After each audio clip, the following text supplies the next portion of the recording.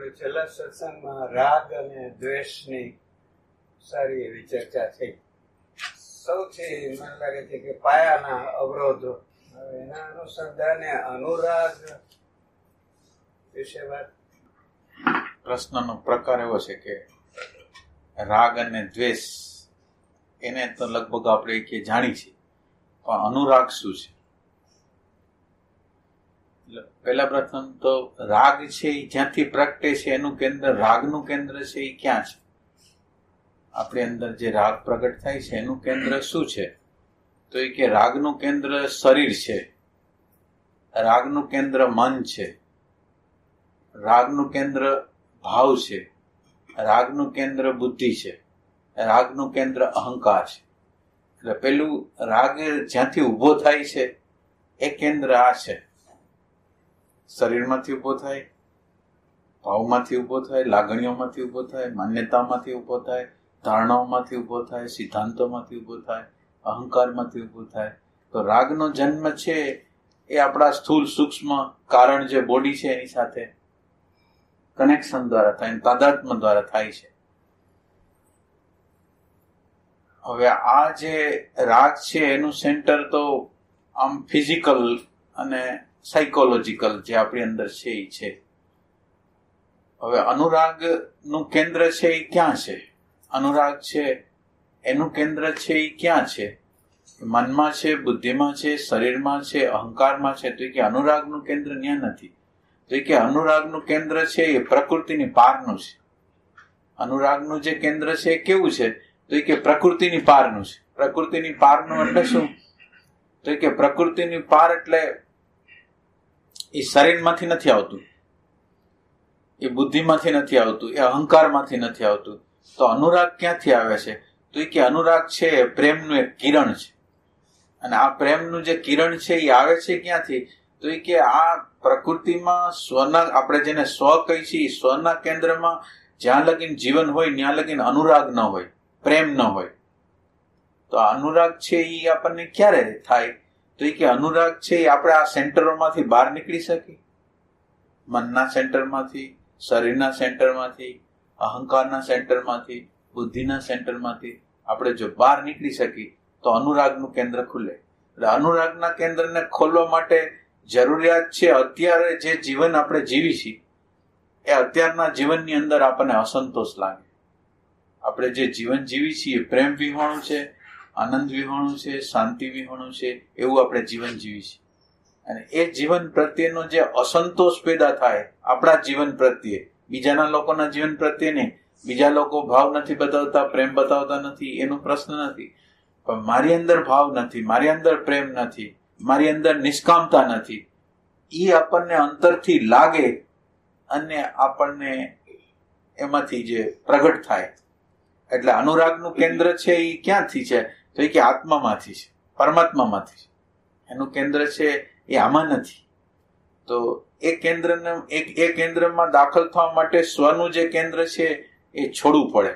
અને સ્વનું કેન્દ્ર છોડી એટલે આપણે અનુરાગના કેન્દ્રમાં ધીરે ધીરે પ્રવેશ કરીએ. એટલે અનુરાગના માટે આવવા માટે આપણે આજે આ ફિઝિકલ છે, મેન્ટલ છે, બૌદ્ધિક છે, એને છોડવા, એમાં અસંતુષ્ટ થવું, એમાં જીવવું ગમવું નહીં, એવી અવસ્થા જો આપણી અંદર પ્રગટ થાય તો પછી આપણે જે ભાવાતીત અવસ્થા છે, જે ગુણાતીત અવસ્થા છે, જેમાંથી પ્રગટે છે એ જે ભાનનું તત્વ છે, એ જે સતનું તત્વ છે, એ હોવાપણાનું તત્વ છે, એ હોવાપણા સાથે આપણે અનુસંધાન કરી છે.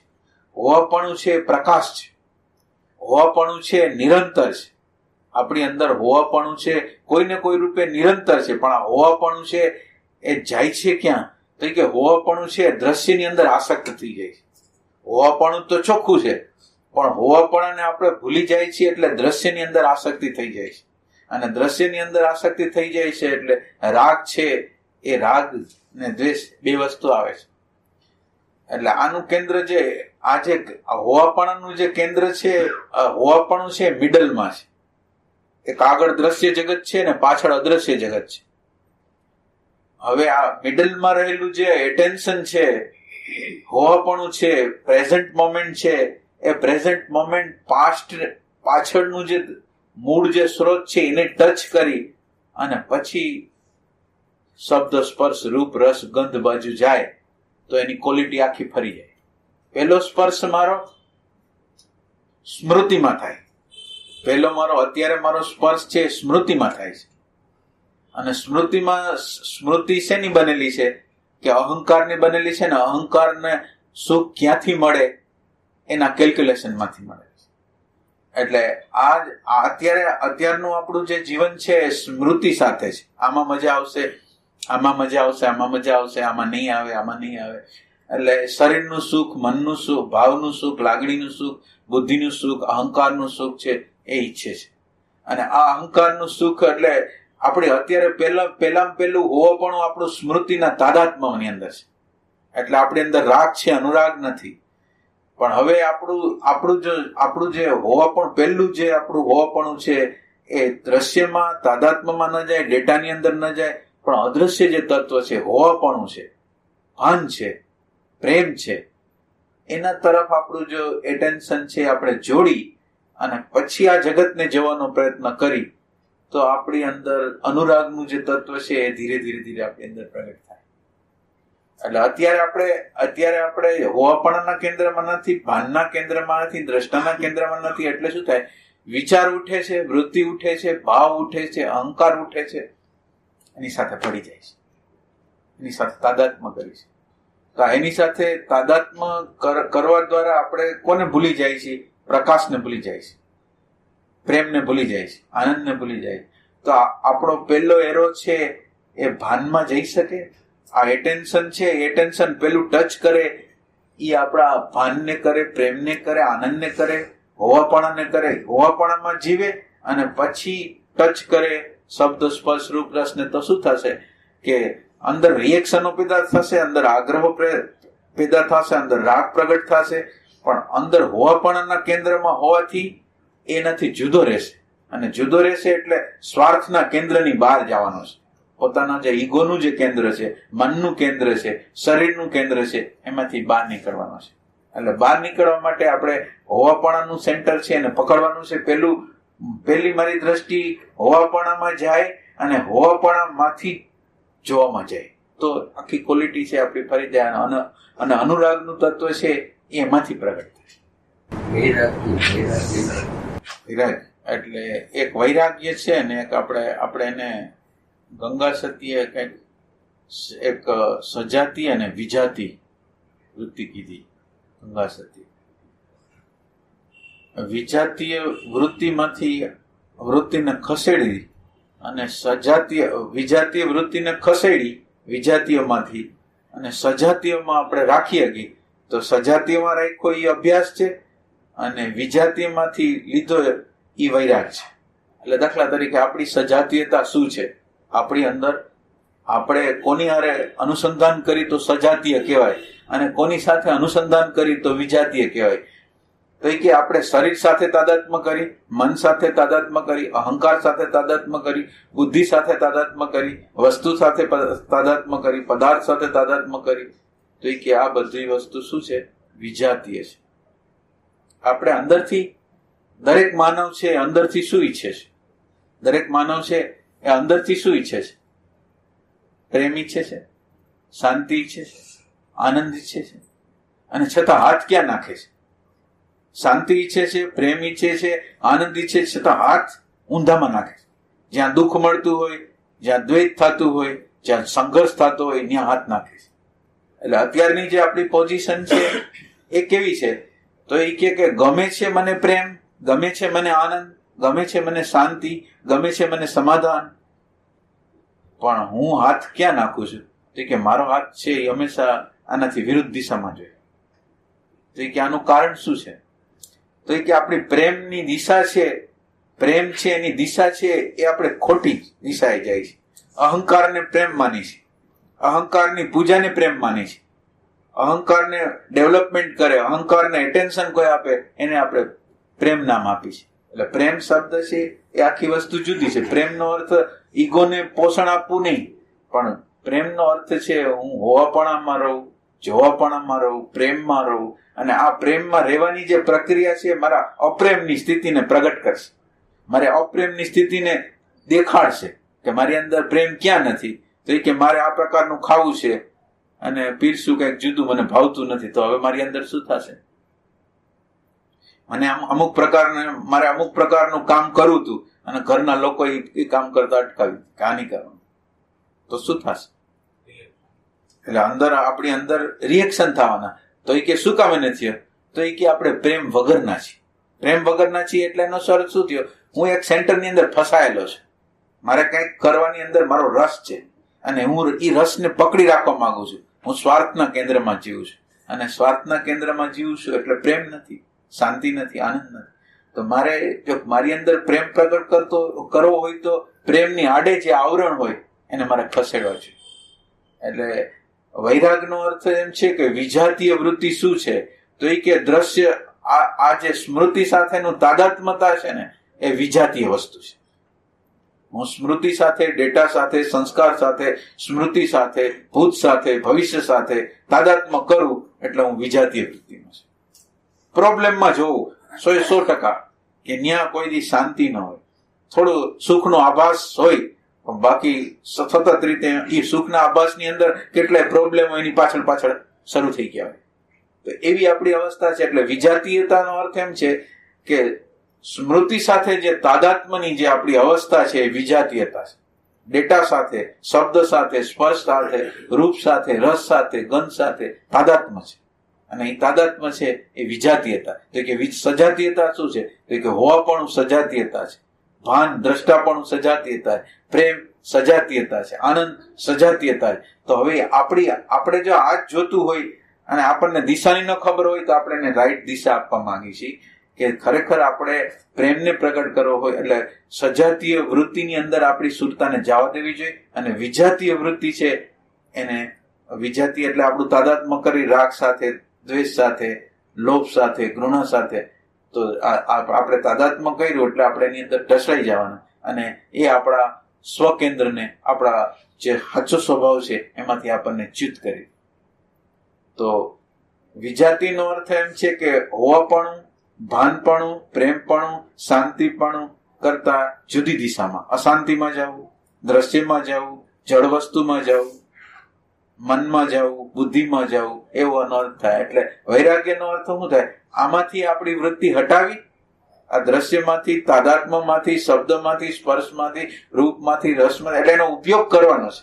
ઉપયોગ નથી કરવાનો એમ નથી, પણ એનું ખોટું જે વેલ્યુએશન આપી છે આપણે, ખોટું મૂલ્યાંકન. માનો કે સોનાની કિંમત અમુક હોય તો આપણે એને આપવી જોઈએ. સોનાની કિંમત જેટલી હોય, શાકની કિંમત જેટલી હોય એટલી આપવી જોઈએ. તો મૂલ્યાંકન છે એ રાઈટ થવું જોઈએ. વૈરાગ્યનો અર્થ શું થાય? Right valuation.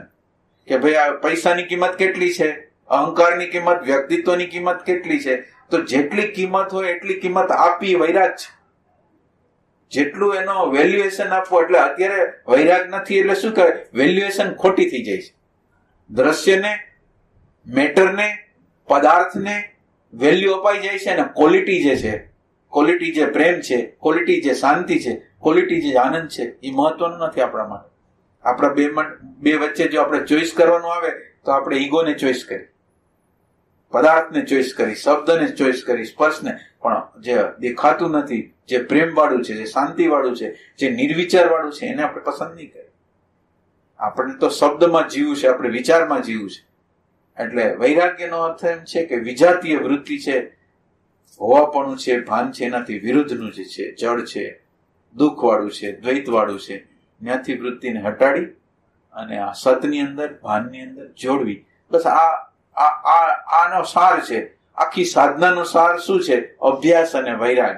ગીતાની અંદર આ બહુ મુખ્ય મુદ્દો છે, અભ્યાસ અને વૈરાગ. બાકી કાંઈ કરવાનું, બીજી કોઈ સાધના જ નથી. અભ્યાસ છે એ સજાતીય વૃત્તિમાં જોડી દીધું એટલે વિજાતીય વૃત્તિમાંથી ખસી ગયા આપણે, અને આ આપણી સાધના છે.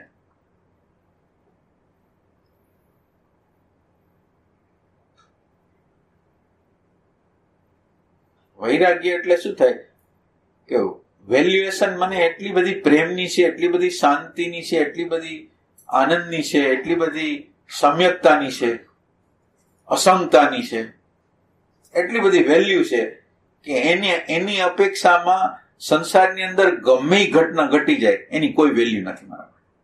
આ વૈરાગ સાચો છે.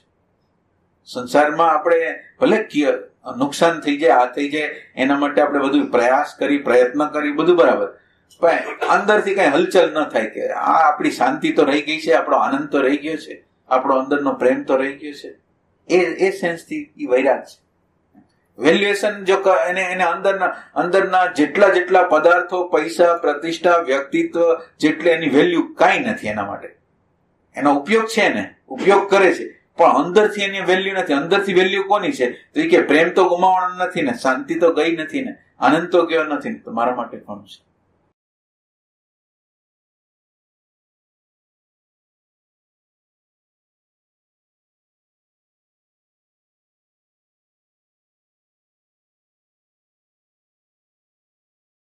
અનુરાગ ઉપર પાછા ફરી હા બોલ.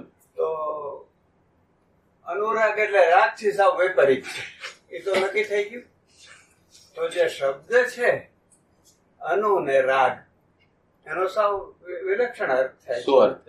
એટલે અનુ એટલે પાછળ જવું, હા હા, અનુસરણ, અનુગમન. અને અનુરાગમાં તો રાગની પાછળ જવું એમ. એટલે એમ નહીં. એટલે આપણા શાસ્ત્રોની અંદર આપણે બધાને એમ કીધું, આ રસ જે સ્વરૂપ છે એ પરમાત્મા છે.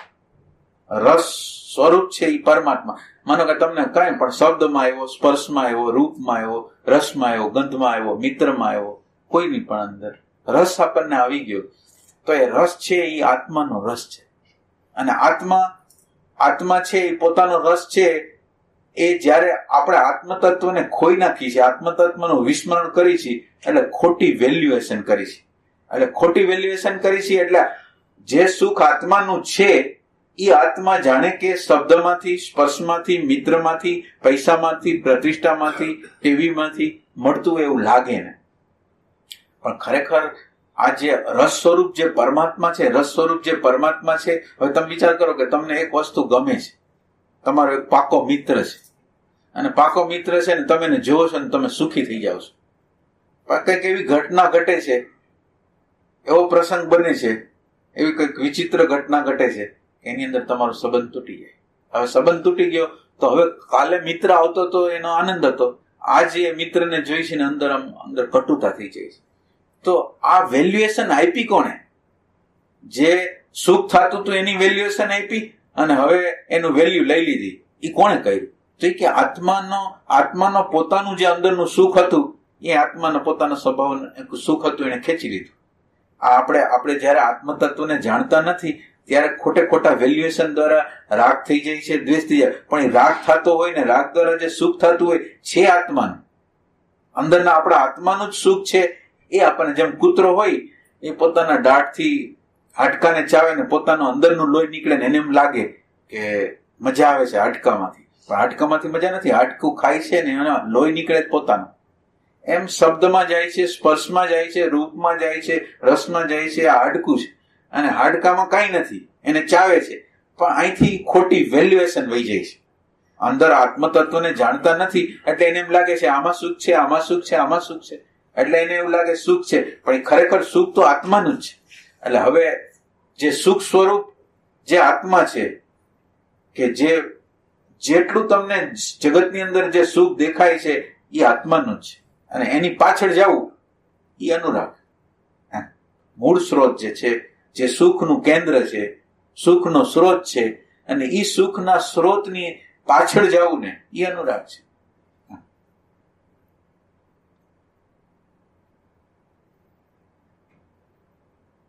માં કઈ સુધારો બતાવે જોડાવું.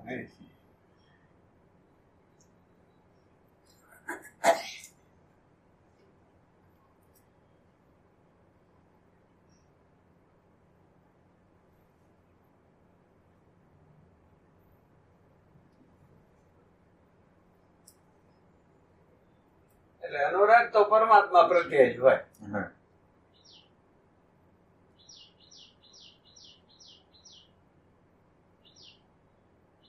ભક્તને અનુરક્ત કહેવામાં આવે છે ને, અનુરક્ત થઈ. અનુરાગ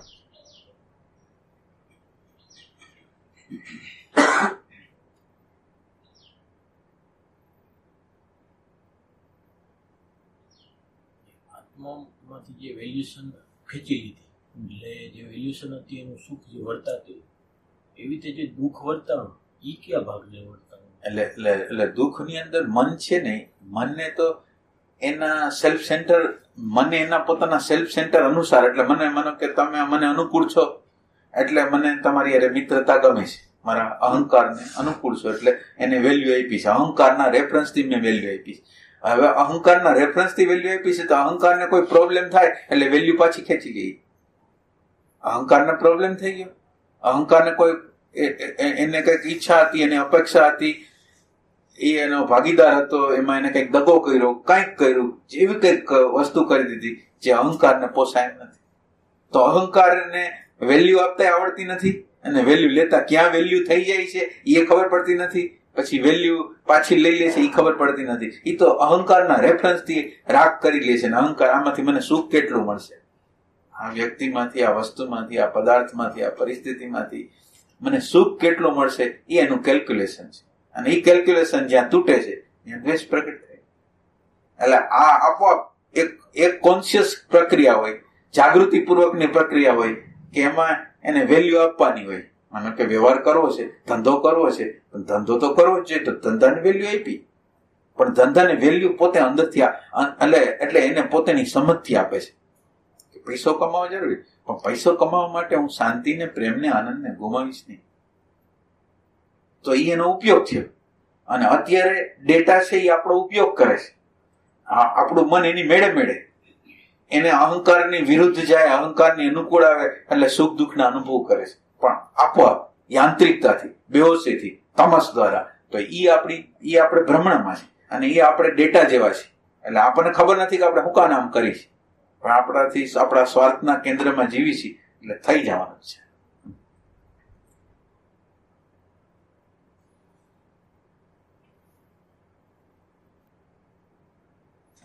પરમાત્મા તત્વ છે એ આમ કહેવાય છે કે ડેપ્થમાં છે અને આમ કહેવાય છે કે ઉર્ધ્વ છે.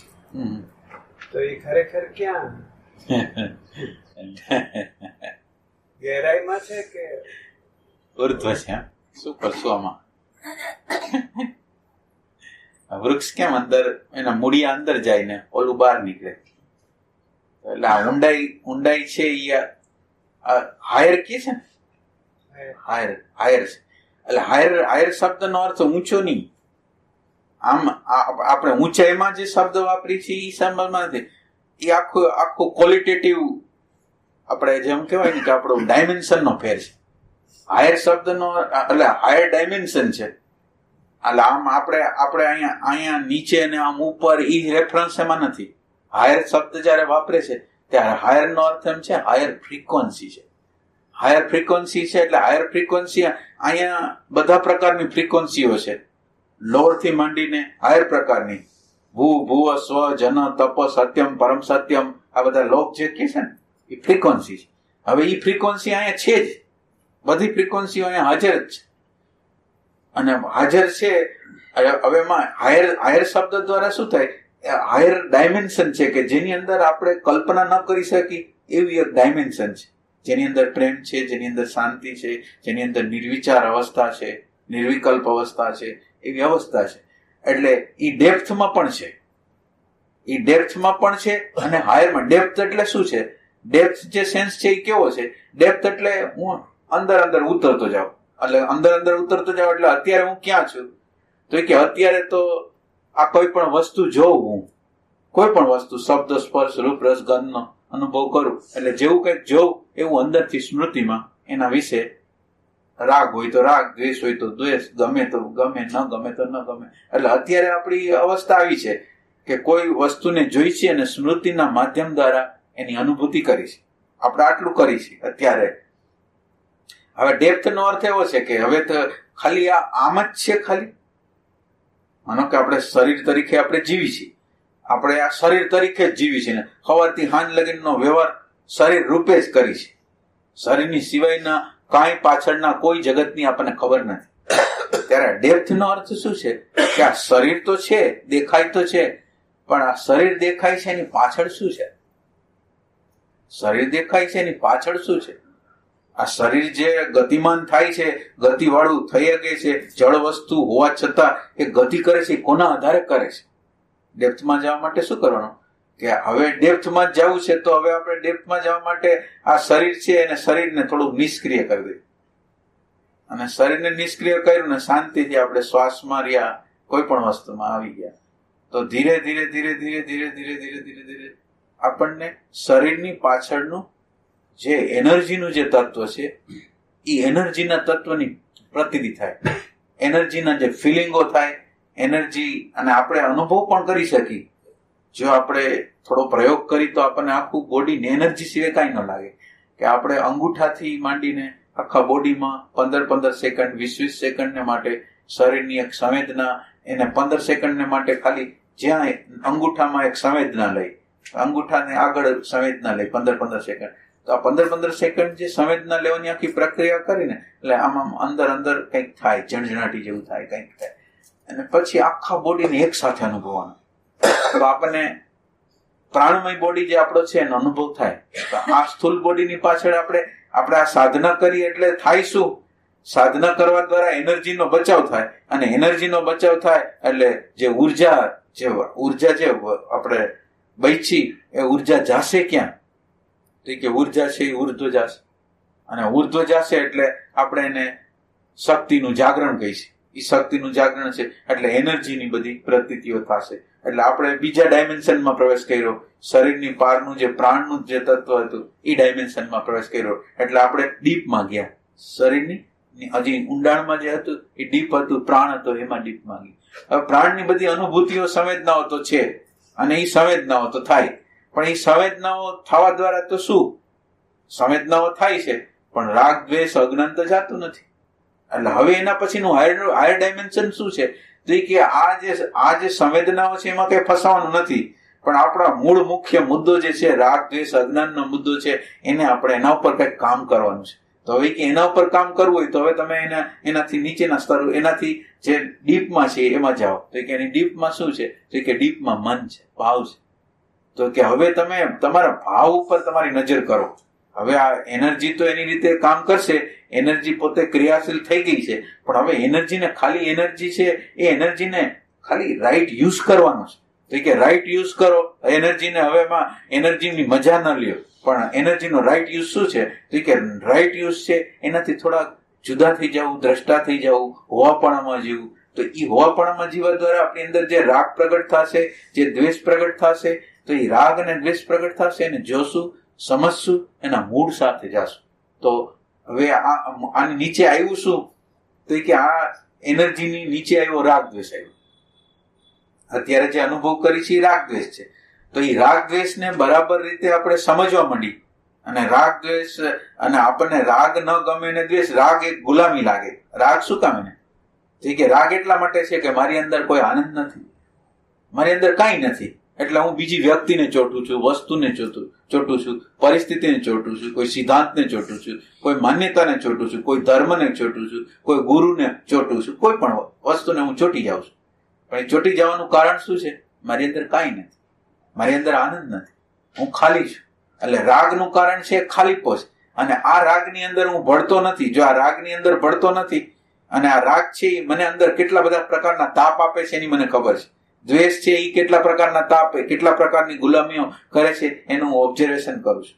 અને ઓબ્ઝર્વેશન દ્વારા મને એમ થાય છે કે આ ગુલામીમાં જીવવા જેવું નથી. આ અંતઃકરણના તાપમાં, ગુલામીમાં, પરાધીનતામાં, લાચારીમાં જીવવા જેવું નથી. કારણ કે મારે સુખ જોતું હોય તો મારે બહાર જ જવું પડે. અંદર તો સુખ મળે નહીં, કોઈને કોઈ પ્રકારની બહારની વસ્તુ લેવી પડે.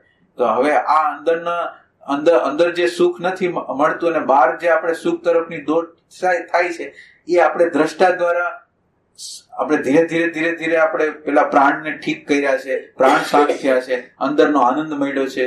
આ એકાગ્રતા દ્વારા અંદરનો આનંદ, અંદરની શાંતિ મળે છે. એટલે જેમ જેમ અંદરની આનંદ, અંદરની શાંતિ આપણને મળતી જાય, એમ બહારની જે દોડ છે એ છૂટતી જાય.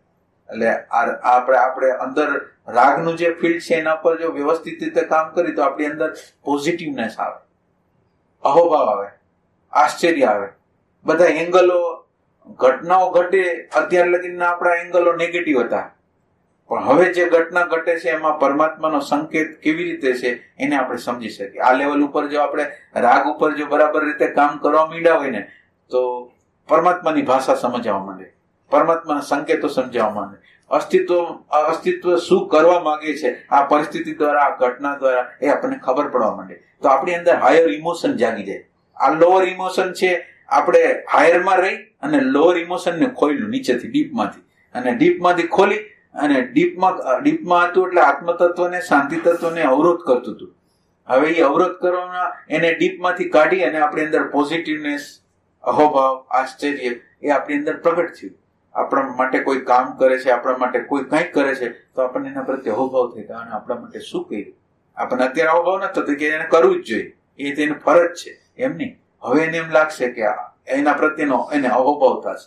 તો હવે બીજું સ્ટેપ થયું, આપણે નીચે ઉતર્યા, એ આપણે ભાવને ટચ કર્યો અને ભાવને ટચ કરતા લોઅર ભાવને કાઢ્યો અને હાયર ભાવ છે એ પ્રગટ થયો. એટલે આપણે વધારે ડીપમાં ગયા. એના પછી આપણે કુદરતના જે બનાવો બનતા હોય એના જે રહસ્યો, કે ભાઈ આ ઘટના ક્યાં રેફરન્સથી બની, આ ઘટનાની ઇન્ટેલિજન્સ શું, પ્રજ્ઞા શું, તો એની પ્રજ્ઞા આપણે બરાબર રીતે જો આમાં દ્રષ્ટા ભાવમાં, હોવાપણાના ભાવમાં રહી તો પ્રકૃતિની જે ઇન્ટેલિજન્સ છે ને એને આપણે સમજી શકીએ. અને બનાવોને આપણે બરાબર કેવી રીતે બને છે એ પ્રકૃતિનું આખું રહસ્ય છે એ બુદ્ધિની અંદર પ્રજ્ઞા રૂપે પ્રગટ. તો આપણે ડીપમાં ગયા તો પ્રજ્ઞા પ્રગટ થઈ, અને પ્રજ્ઞા પ્રગટ થઈ એટલે પ્રજ્ઞાએ શું કર્યું, આપણી અંદરના જેટલા બીજો હતા ને એને બાળીને ભસ્મીભૂત કરીને આપણને નિર્બીજ બનાવ્યા અને આપણું જે હોવાપણું હતું ને એની અંદર પ્રસ્થાપિત કર્યા. તો આ એક રેફરન્સ છે કે આપણે આમાં ડીપમાં ગયા. અને આ ડીપમાં ગયા એનો અર્થ એવો થયો કે ડીપમાં જતા ડીપના એવા કેન્દ્રમાં આવી ગયા. તો એ કેન્દ્ર કેવું હતું, તો કે કેન્દ્ર વ્યાપક હતું.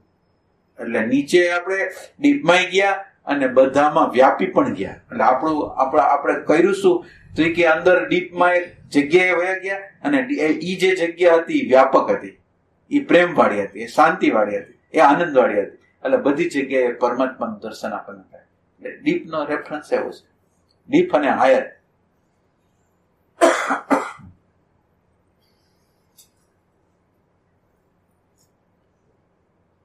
ડીપમાં કચરો નીકળતો જાય અને નીકળતું જાય શાંતિનું તત્વ, આનંદનું તત્વ જે બહાર પ્રગટ થવા માંડે એ શાંતિનું તત્વ, પ્રેમનું તત્વ, આનંદનું તત્વ છે પ્રગટ થવા માંડે, એના વાઇબ્રેશન પ્રગટ થવા માંડે.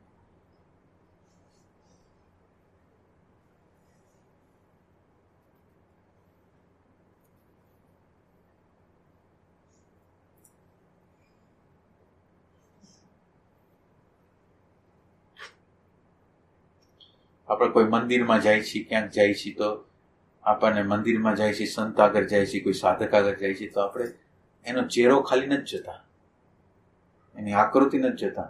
તો હવે એની આગળ જવા દ્વારા મારી અંદર એનર્જીમાં શું ફેરફાર છે, તો એ આપણે દ્રશ્ય જગતમાંથી અદ્રશ્ય જગત તરફ ડીપમાં જવા માટેની શરૂઆત કરી. એની આગળ ગયા ને આપણને કોઈ એનર્જીનું જે ફિલિંગ આપણને જે થયું, એ એનર્જીનો ફિલિંગ ખબર પડી કે વ્યક્તિ છે પણ સાધના કરેલી છે તો એનર્જીનું ફિલ્ડ બનેલું છે. સામાન્ય લોકો તો એનર્જી હોય અને એનર્જીને વાપરી નાખે, એટલે એનર્જી બચે નહીં, એટલે એનું જે ફિલ્ડ બનવું જોઈએ એવું સોલિડ ફિલ્ડ બને નહીં. અને આ લોકોનું ફિલ્ડ બને એટલે એ ફિલ્ડનો આપણને સ્પર્શ થાય. આમ દેખાતું ન હોય, આંખથી ન દેખાય, કાનથી ન સંભળાય, પણ આપણને અંદરની પ્રતીતિ થાય. તો આપણે એટલા ડીપમાં ગયા.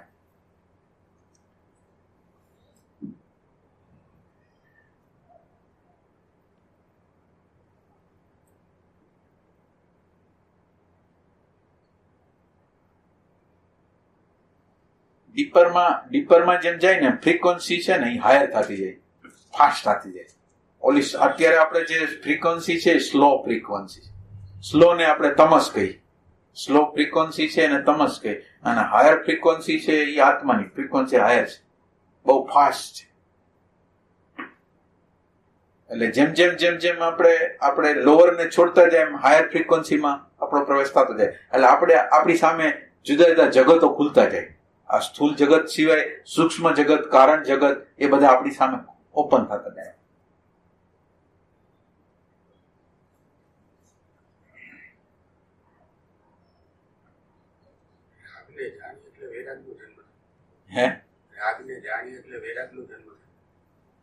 રાગને જાણીતો વૈરાગનો. હા, રાગને જાણીતો વૈરાગ.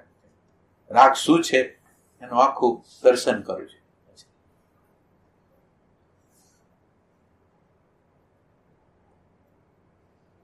રાગનું દર્શન ક્યારે કર્યું છે આપણે? કે થઈ ગયા પછી ખબર પડે છે રાગ થઈ ગયો?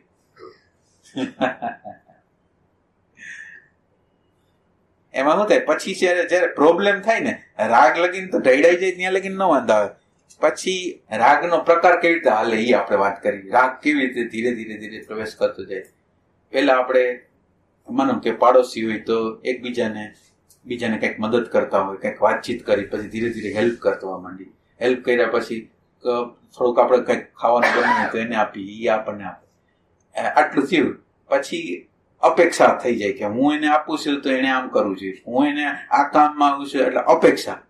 પેલા ધીરે ધીરે ધીરે કરતો, ધીરે ધીરે પેલા પ્રવેશ એમને એમ કર્યો, પછી અપેક્ષા જન્મી, પછી તો એવી માલિકી આવે કે એને આમ જ કરવું જોઈએ, આમ ન કરવું જોઈએ. અને એના પછી હાવ જે કહેવાય ને ક્રોધ કે હિંસાનો ભાવ એના પછી જાગે. એટલે રાગની આખી યાત્રા છે એ ધીરે ધીરે ધીરે સ્ટાર્ટ થઈને છેલ્લે હાવ રિવર્સ છેડામાં ક્રોધ હિંસાના છેડામાં પછી વહી જાય છે. આપણી જે આખી યાત્રા છે એ એવી રીતે જાય છે. એટલે સ્ટાર્ટિંગ આમ થાય છે અને અંદર ખાલીપો છે, અને ખાલીપો છે એટલે પાડોશીની જરૂર છે. એટલે જરૂર તો બધાની હોય આપણે, પણ આ સાયકોલોજીકલ ફિઝિકલ આપણે બધાની જરૂર છે, આખા વિશ્વની જરૂર છે. પણ સાયકોલોજીકલ સ્તર ઉપર આપણને જરૂર છે. જો આપણને કોઈ પાડોશી ન હોય, કોઈ મિત્રો ન હોય તો ટાઈમ પાસ કેવી રીતે કરો? ખાલી છીએ આપણે. એટલે ખાલી છીએ એટલે રાગ થાય છે, અને રાગ થાય છે એટલે રાગ છે હિંસા લગીનનું છેલ્લું સ્વરૂપ પકડી લે પછી. એટલે ગીતાની અંદર પછી એને બુદ્ધિ ભ્રષ્ટ થઈ જાય, એની દ્રષ્ટિ ખોવાઈ જાય.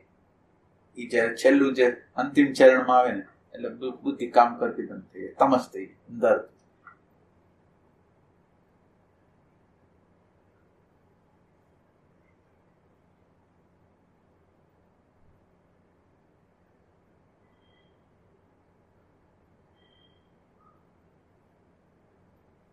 રાગ છે કે નહીં કોઈને?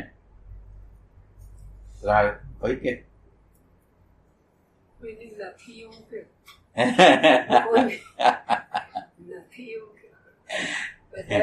બધાને છે ને? તો બરાબર. એટલે રાગ છે એટલે દ્વેષ છે. રાગ ન હોય તો દ્વેષ ન હોય. જેની યારે આપણે રાગ નથી કરતા એને દ્વેષ કરવાની કઈ જરૂર નથી, પણ જેને યારે રાગ થાય એની યારે દ્વેષ થાય. એટલે રાગ છે એ ધીરે ધીરે ધીરે પલટાતો દેશમાં જ પલટાઈ જ જવા. એટલે આપણને એમ થાય કે આ વ્યક્તિ ખરાબ છે એટલે આપણે બીજા વ્યક્તિ હારે જોડાય કે આ વ્યક્તિને બદલે આ વ્યક્તિ હારો. બધાની અંદર કદડો જ છે. અંદર તો છેલ્લે તો સ્વાર્થનું કેન્દ્ર જ છે બધાની અંદર. એટલે જેવા ઓલા વ્યક્તિની નજીક તમે જાઓ એટલે અંદરનું દ્વેષ, હિંસાનું, નેગેટિવિટીનું તત્વ છે આપણને અડવા માંડે પછી. એટલે આપણે એટલા બધા અનુભવ કર્યા છે. એક વ્યક્તિને છોડી, બીજી વ્યક્તિને પકડી, ત્રીજી વ્યક્તિને પકડી, બધી વ્યક્તિ એવો જ વ્યવહાર કર્યો તોય આપણને એમ થાય કે કોઈક વ્યક્તિ એવી મળશે કે એની અંદર કાંઈ નહીં હોય. એવું નહીં બને, કારણ કે પ્રેમનું તત્વ તો છે નહીં માણસની અંદર.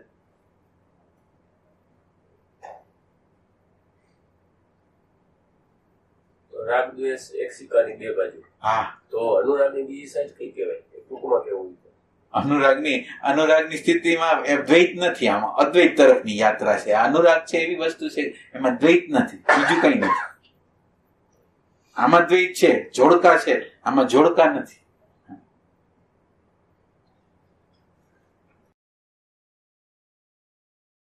અનુરાગ છે ને પોતાનું વિસર્જન કરવા માંડે, પોતાના આગ્રહ, પોતાની માન્યતા. અનુરાગ તમે જેની હારે કર્યો, ભગવાન હારે કર્યો તો ભલે, સંત હારે કર્યો તો ભલે, હવે એની કોઈ પણ પ્રવૃત્તિ કોઈ ભગવાનને ગમે એ આપણા જીવનની અંદર સુખ આપે, દુઃખ આપે, એ ભગવાને કર્યું છે, એ બરાબર જ કર્યું છે.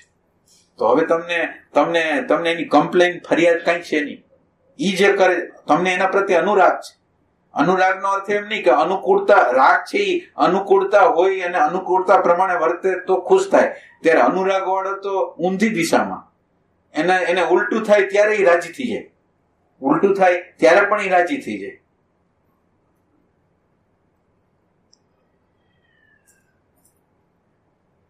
સૂફીની કઈક છે ને કહેવાય, દિલના દર્દ આવી મળે તેમ તેમ ખુશી માનવી, દિલબરે આપી છે ભેટ નવી નવી. એટલે એટલે એને કોઈ પણ મુશ્કેલીના પ્રસંગો ગમે તેવા આવે ને તો એને એમ લાગે કે ભગવાને આ ભગવાનના સ્વરૂપમાં જ આવીને મને મળી છે. હવે ભગવાન કંઈક આમાંથી મને કંઈક શીખડાવવા માંગે છે એવા. એટલે અનુરાગનું જે તત્વ છે ને પોતાની માન્યતા, પોતાના ધારણા, પોતાનો અહંકાર છોડતો જાય અને ભગવાન છે એની જે બધી વસ્તુ જે ઘટતી હોય એનો સ્વીકાર કરી લે કે આ બધી વસ્તુ બરાબર જ કરે અને બરાબર કરે છે. એ ખાલી માન્યતાના બેઝ ઉપર નહીં, એને દર્શન થતા જાય. માની લઈએ કે હા ભગવાન તે કર્યું બરાબર, કારણ કે એ તો આપણે માની ના શકીએ. અંદરથી આપણે ગમે એટલો વિચાર કરીએ તો માની ન શકીએ, પણ સાચું દર્શન આપણને પ્રગટ થાય ને તો આપણને ખ્યાલ આવે કે ભગવાન જે કરે છે એ બરાબર. હૃદયથી સ્વીકાર. હા,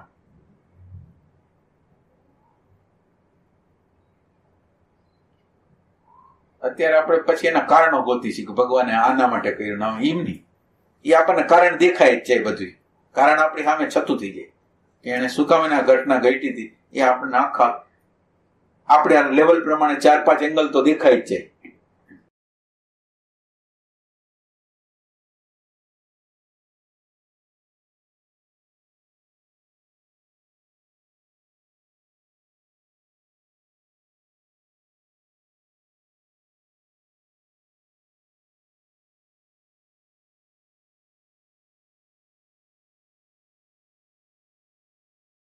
સ્મૃતિ સાથે તાદાત્મ્ય છે. સ્મૃતિ પોતે કઈ નથી, પણ આ સ્મૃતિ પડી છે એની હારે આપણું એટેન્શન છે. એટેન્શન છે એ સ્વને જાણતું નથી એટલે સ્મૃતિ સાથે જોડાઈ જાય છે. એ પ્રોબ્લેમ છે. એટલે સ્મૃતિ પોતે એકલી પ્રોબ્લેમ નથી. સ્મૃતિ પોતે કઈક આપણને હેરાન કરી ના આગે, પણ સ્મૃતિને આપણું એટેન્શન છે એ વેલ્યુ આપે. એટલે એની હારે તાદાત્મ્ય કરે ને, સ્મૃતિ સાથે તાદાત્મ્ય કરે ને એટલે પ્રોબ્લેમ.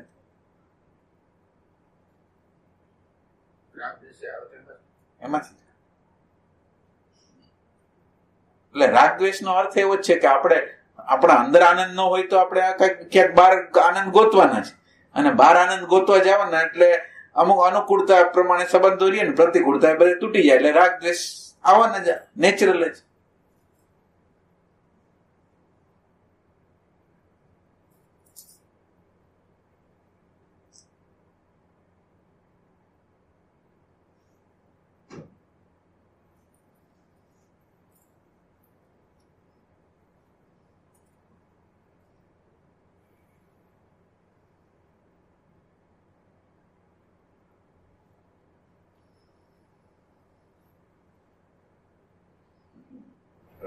વ્યાસજી અમદાવાદ આવ્યો હતો.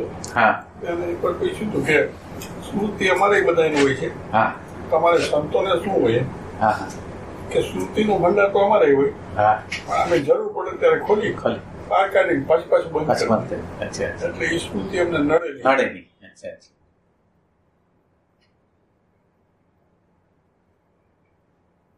આપણે રસોઈ કરવા જાય ત્યારે કંઈક બીજું કંઈક જે કામ કરવા જાય ત્યારે કેમ એ વખતે બધી સાધનો લઈ પછી સાધનોનો ઉપયોગ થઈ ગયો એટલે મૂકી દીધું.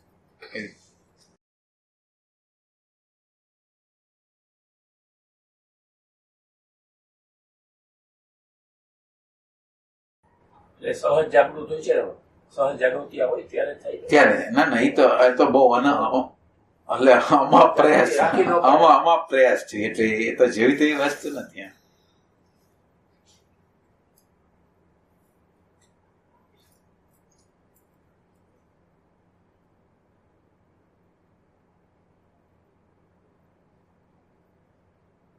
આખો દિવસ જાગૃત રહેતો હોય માણસ ક્યારે થાય? પ્રેમ વગરનો થઈ જાય તો ગમે નહીં, શાંતિ વિહોણો થઈ જાય તો ગમે નહીં. જેવું અંદરનું સેન્ટર છૂટી જાય એટલે અંદર અશાંતિ અજંપો થાય ને, એ ગમે નહીં એવી અવસ્થા જેટલી આપણી અંદર પેદા થાય ને એટલું કામ થાય. અશાંતિ ગમે, અહંકાર ને ગમે અશાંતિ, પ્રેમ વિહોણી સ્થિતિ કે આપણું તો હાયલું તો ખરું, એવું બધું ગમતું એ લોકોનું કામ નથી.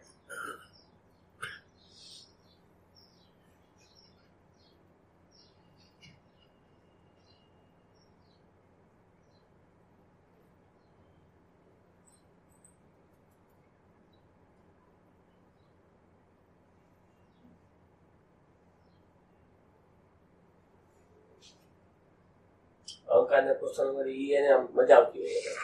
બહુ મજા આવે અહંકાર નું પોષણ તો બહુ. તો જબરજસ્ત છે. એટેન્શન એને આપે ને એટલે અહંકાર ફૂલાય, અને એટેન્શન વગર તૃપ્તિ ન થાય. આ જગતની અંદર બધા આ પ્રેમ જે આપણે વાત કરી છે ને, એટેન્શનની ડિમાન્ડ છે. એક વ્યક્તિ છે એ સ્પેશિયલ પત્નીનું કે એનું સ્થાન એમ છે, એમ શું કામ એને છે, સ્પેશિયલ એટેન્શન પતિને આપે, સ્પેશિયલ એટેન્શન પત્નીને આપે, એટલે એના રિલેશનશીપની અંદર એમ લાગે સારું લાગે.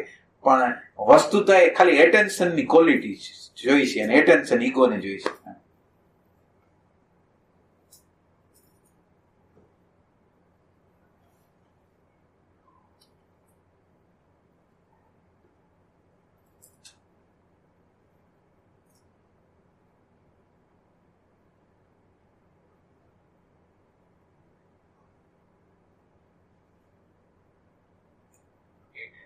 ઈશ્વર કહેવાય કે અહંકાર? હે, એટેન્શન ઈશ્વરમાં ગણાય કે અહંકાર? એટેન્શન જાય છે ક્યાં? દ્રશ્યમાં જાય છે તો અહંકાર કહેવાય, ને અદ્રશ્યમાં જાય તો પ્રેમ કહેવાય, શાંતિ કહેવાય, આનંદ કહેવાય. એટેન્શન દ્રશ્યને ચોટી જાય.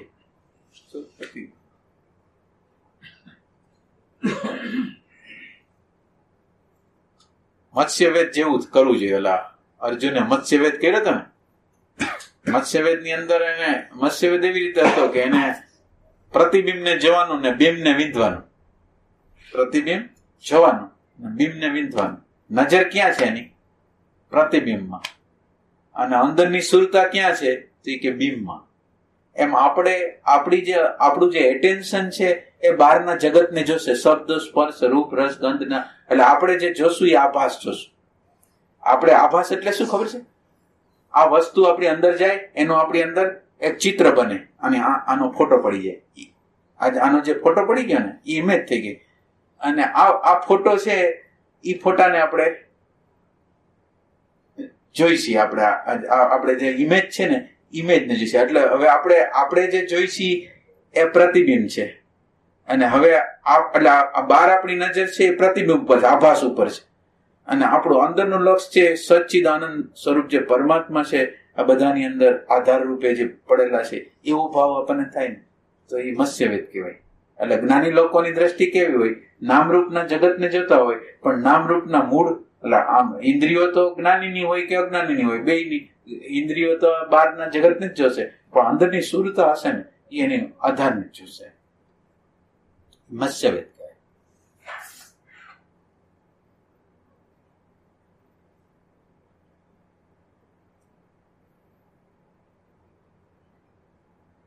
એટલે આપણને જે દેખાય છે આભાસ જ છે, પ્રતિબિંબ જ છે, રિયલ વસ્તુ નથી.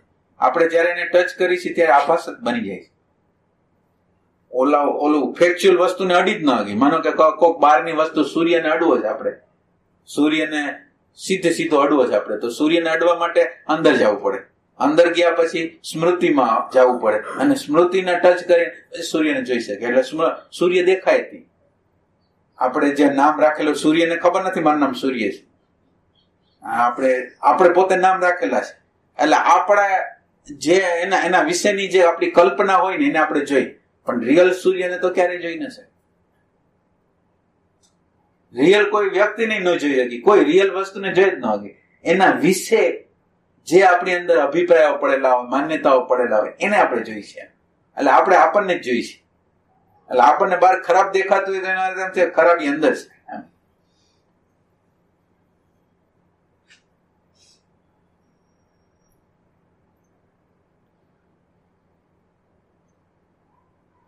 પ્લેટોએ કહે છે કે પોતાના રિપબ્લિકની કલ્પના કરી હતી, એમાં કવિઓને બાકાત રાખ્યા. તો કે શું કામ? તો કે એ લોકો ટ્વાઇસ રિમૂવ્ડ વસ્તુ રજૂ કરે છે, ટ્વાઇસ રિમૂવ્ડ ફ્રોમ રિયાલિટી. બરાબર. એટલે તમે કહ્યું છે એક તો દ્રશ્ય છે એ બીજો નંબર કોપી છે. પેલા દ્રશ્ય, પછી દ્રશ્યની ઇમેજ, ઈ બીજું આવ્યું. પેલું દ્રશ્ય આવ્યું, પછી દ્રશ્યની ઇમેજ આવી, અને એ લોકો પછી એને શબ્દમાં મૂકે. શબ્દમાં.